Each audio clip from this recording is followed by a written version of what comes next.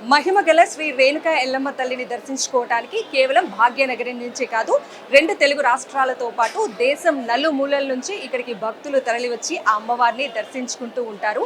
ఆషాఢ మాసంలో తొలి గురువారం లేదా ఆదివారం గోల్కొండలోని జగదాంబిక అమ్మవారికి తొలి బోనం సమర్పించిన తర్వాత భాగ్యనగరంలో బోనాల సందడి అనేది షురూ అవుతుంది. అలాగే ఆషాఢ మాసంలో వచ్చే తొలి మంగళవారం బల్కంపేటలోని శ్రీ రేణుకా ఎల్లమ్మ తల్లి కళ్యాణోత్సవం చాలా వైభవంగా నిర్వహిస్తారు.